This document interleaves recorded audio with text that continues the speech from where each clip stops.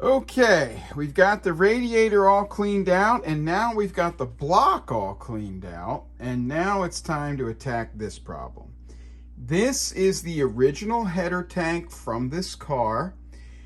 They had obviously tried to repair it, and I believe this is the cause of maybe taking the car off the road and maybe all the problems in the cooling system.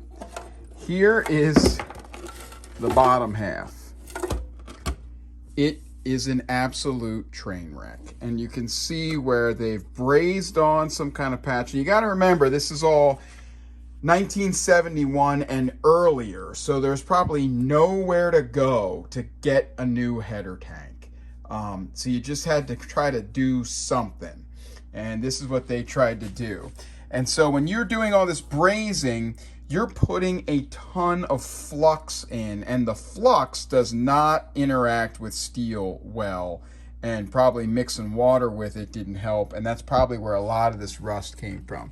Then you can see all of this stuff in here. It's a real mess. So there's no chance of reusing this at all. Now, what I have all of these just came from the shop from other project cars, and we've got a pretty big store of stuff. This is a brand new reproduction header tank. It's in great shape. It's the wrong color, but otherwise it's not a bad unit, really.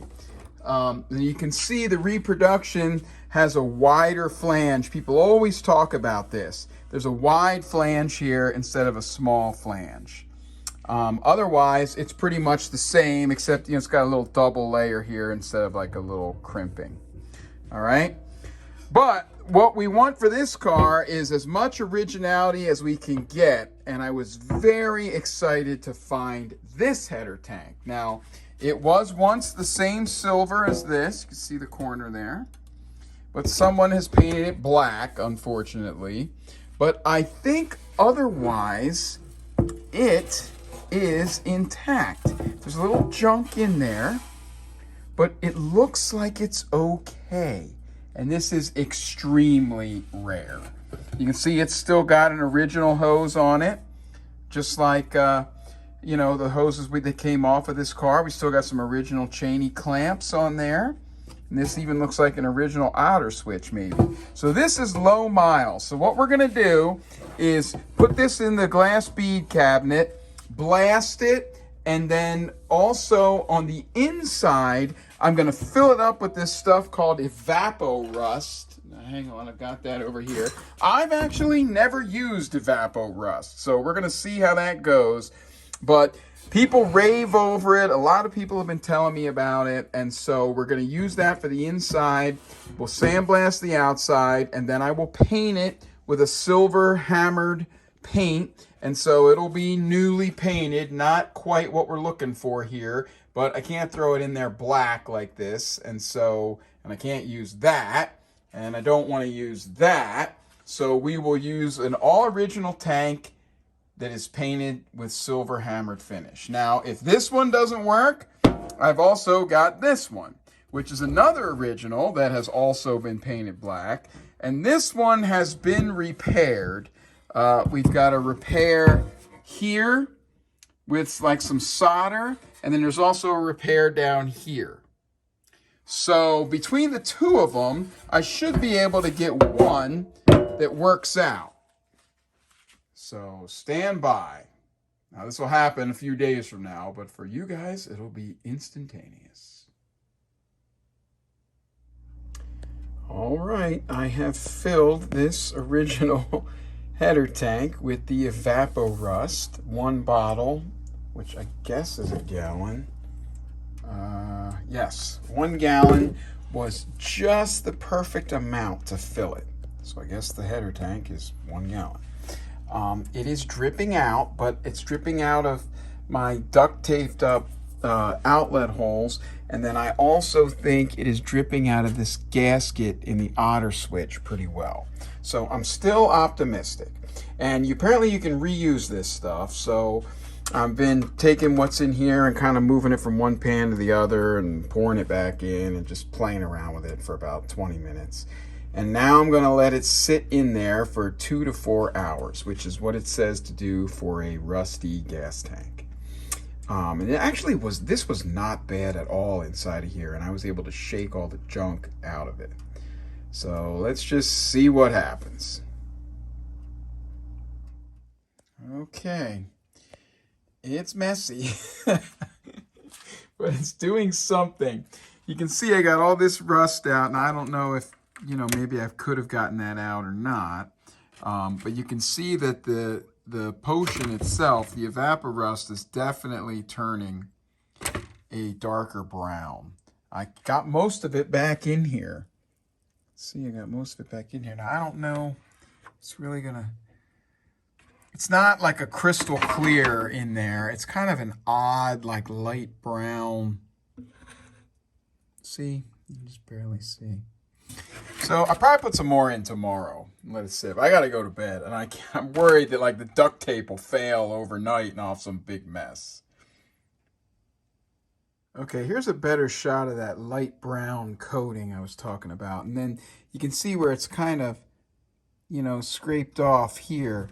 And that's from me sticking my finger in there with a paper towel, just kind of wiping around to see what would happen. So I think that with the level of rust that this had, it needs a lot more than a couple hours. I think I'm going to get this in a better situation with a better pan tomorrow, and then I'm going to let it sit in there all day long. But it definitely did a lot in 3 hours. So we'll see what more we can get tomorrow. Also, Evaporust has a special product for putting in a cooling system of a running car to do a flush. And I think when this is all said and done, we will do that after we get this old girl running. But so far, I'm pretty happy. Okay, I'm back at it today, and I've gotten a lot more serious. I've gotten a better pan, and then when I was messing around with it last night, I had had a long day at work. I was tired. I had unloaded a 68 Roadster from the trailer that was completely apart, so I carried an entire car in an afternoon. And so anyway, I was tired, but I was in a rush, and I just wanted to see how this stuff would work. So I went out this morning. I got a nice bigger pan that'll hold it. I did a much better job taping up the tubes. I've got this funnel kind of jammed down in there. It's not a perfect fit, so there's some stuff coming out of the little overflow tube, but that's okay, because if there's any little rust in there, it'll clean that out. And then this is leaking here, and I'm a little concerned about getting those little bolts out without breaking them, but that'll be next. But otherwise, this tank is holding. And I think with a good long day of soaking, this is going to make this look basically brand new inside. There were some areas here where it had gotten around the duct tape that the metal looked like almost brand new. So we're back at it today, and I'll show you what this looks like after maybe 10, 12 hours. Okay, there's 24 hours of soaking, and I believe that all of the rust is out. I don't know if you can see down in there. There's still this tan coating in there, and that appears to be some type of coating. See that? It almost looks like a tan colored paint. Now, I've scrubbed out as much of it as I can because it was flaking off a little bit. Some's still sticking and some's flaking off. See that? But I believe all the rust is out of there. You can see that clean metal there. And then we'll sandblast the outside. This is what the Evaporust looks like coming out. Actually, it looks darker in person than it's showing up on the camera. And then if you look at this original lower radiator pipe here, you can see it's got that same tan coating. See that? So it looks like this is some type of anti-corrosion coating or something that they put inside the pipes and the tanks. I didn't realize that because the new reproduction tank I have is just bare steel in there. And see, the tan is on the inside and the outside, and then they painted the outside black. Now this, I don't want to do Evaporust in this because I'll lose the patina of it, because that's what it looks like. But this is supposed to be silver, and somebody's painted over it black, so it's kind of a lost cause there. So I am going to go ahead and sandblast this, make sure we don't have any little pinholes or anything, and then go ahead and paint it the correct hammered silver. So I think that's good. But then I've got another original tank that's got a couple little soldered repairs in it. And I think I'm going to throw that in the Evaporust for the next 24 hours and just do both of them just to be sure. All right, I want to show you guys something interesting about how these tanks work, okay? This sits in the car like this, all right? And it comes out of the thermostat housing. This thing needs a lot of TLC. It comes out of the thermostat housing here and goes right into here, all right? Now, this is actually a solid pipe that's inside this unit that goes across to here. And then it comes out of here and goes into here. All right? And then, so the idea is that the water goes in this top corner of the radiator and comes out this bottom corner back into the water pump, through the engine, back through the thermostat housing, and then into here. So this is just a pipe that goes through. All right. And then in the so kind of picture that like there is no header tank. And then in the upper corner of the radiator, you've got this pipe here. All right. It feeds into this little pipe here and then just fills the tank, and you've got your cap on there. So for the most part, it's just a closed system with a tube here that goes up to a tank with a cap on it. The only difference is when the water's trying to get to here out of the thermostat housing, it's going through this tank. Now that's not quite true because the otter switch is here, and you can see there's that tube in there running through. See? Tube runs right through like that. It's one solid piece. But then right here where the otter switch is, they want the otter switch to go into the actual tube itself for the water coming out of the engine. So they've cut a hole in that tube, and it's not a tight seal. So I figured this all out when I was filling these things up. And then it took a while to get this tube filled because when you're putting the water in here, it's just kind of leaking around the otter switch, which fits in here loosely. But that's how this whole thing works. Now, this is that other tank, and it has been repaired on the bottom with some solder, and then also over in this corner. But you won't see any of that when the tank's mounted in the car, but for some odd reason, this was also been painted black. So this one's going to get the same treatment as the other one. I'll do them both at the same time. And then whichever one doesn't leak, which I think might be both, that'll go back in the car. Okay, so here's my next challenge.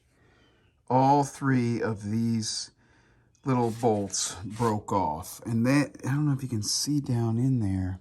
That's actually a blind hole. So you can just barely see in there. There's a little pocket. And I sprayed all kinds of penetrating fluid on, and I whacked them with a hammer, and I tried to go gentle, and they're just too small. So I'm going to have to use my little TIG welding trick. There's actually a whole video on that on our channel. But I'll use a little TIG welding trick to weld a little handle on these, and that'll shoot some heat down in there, and hopefully that'll get it going. I don't think it'll be enough heat to damage the little brass piece here. But here's the otter switch. It's an original. You can see it says otter there. And there's actually up in the corner, you can see it says PB66. Now that came out of here. This is the original tank from this car. There's the original otter switch. I don't know how well it'll clean up. Somebody's already had it out. And so I'll get that out of here and clean that up and see if it has the same little markings on it. Okay, turns out it doesn't say PB66. Just barely, it says Feb66. Because this original one here says May 66. I don't know if you can see that. That scummy one there's the original. But somebody has had the original one apart. Look, see how it's all kind of pried apart there?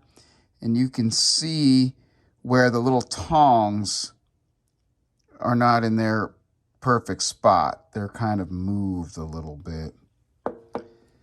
So we're probably going to go with this one, which is just a little earlier. But we'll see if we can bring this one here back to life. See, I don't know if you can see now. See, it's hard to see, but see right in the corner there. Oh, there it is. May 66. And this car was finished in August, so that makes sense. All right, well, here's what one of these looks like inside. It's got, I guess this is kind of like the temperature sensitive spring there. And then there's some little contacts down there.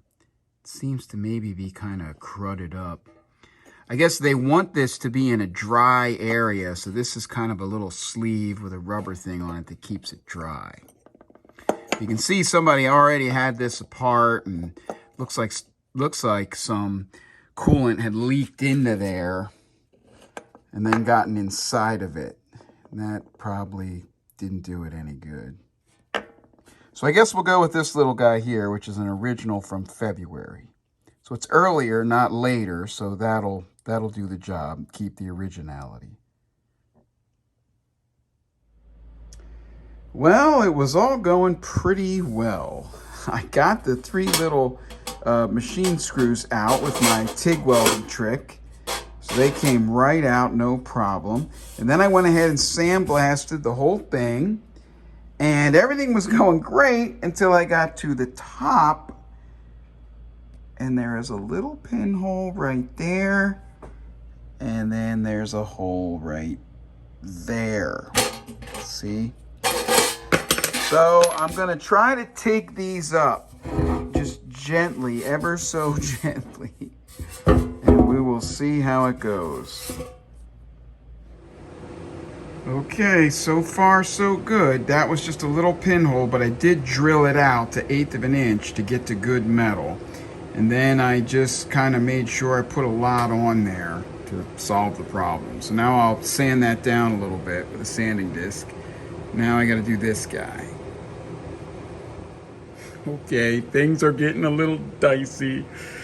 It's getting late on a Sunday night. I feel like I shouldn't be doing this, but I really want to get this done so I can just get back to work this week. But anyway, there's that side. It's not, you know, perfect, but the hammer tone paint really hides a lot of sins, and that'll be out front. We need this side to be a little better. So wish me luck. I'm going to try to do what I do when I'm filling the dent puller holes. I'm going to do a dab with a big rod and get like a drop in there. And then if I need to, I'll come around with a little rod and kind of pile it up. That's what I did on that backside. This was a pinhole and it needed to be drilled out. Well, I might have got them.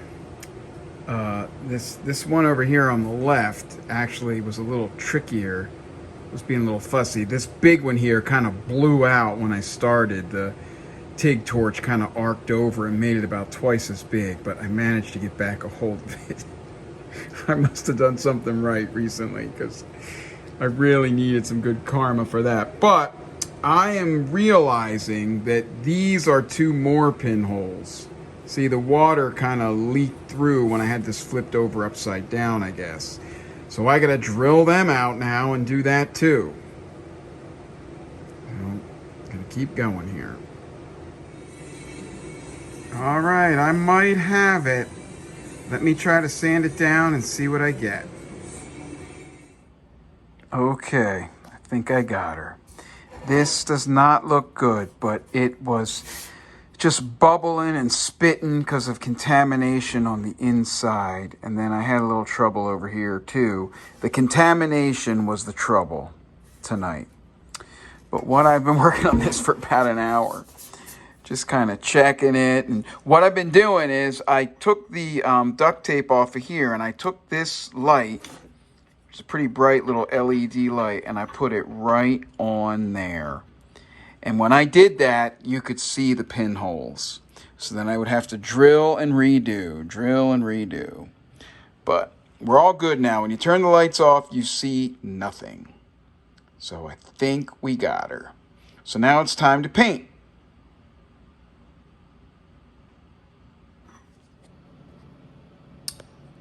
All right, this morning I'm over at the shop and I'm going to clean up this thermostat housing. Now you can see that the part that shows has a nice patina that kind of matches what's going on with the intake manifold. The intake manifold seems to be a little better aluminum, and so it's a little shinier. It doesn't have this grayish, more pot metal looking texture. But anyway, this thing is a mess inside, and you can see that over in here in the bypass, it's got a lot of that coagulated, like heavy-duty stop leak, and then we've got some corrosion in here, and then all around here. So what we'll do is what we've done with some other things, we will tape this up really well to protect that natural finish.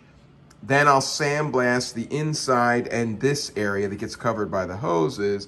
Then we'll take the tape off and just clean it up so it looks the same, but it's all clean inside and all of this residue is out of there.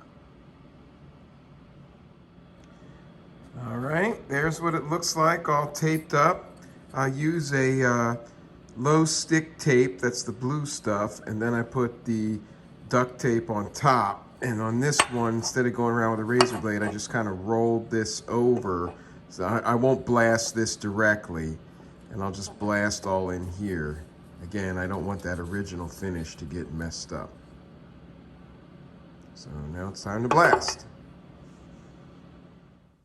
Hey, I don't know where we are on videos now, but now I am putting the radiator back in. You can see it's already got the shroud on it and those upper header tank brackets. And then here is the header tank bracket right there. All right, and now I think things are a little messy over here, but I want to show you. Here's the new tank. This is the restored tank. We showed you doing this. I want to show you. Do you see that funny little shape in there? See, right here, there's like a shape like that. Not really sure what that's from, but you don't get that with the reproduction. So this is an original. This is the original cap from this car. You can see it's got pitting and stuff on it. I hate to put the original paint on, I mean the new paint on there, but didn't really have a choice on that. So now this is going to go in.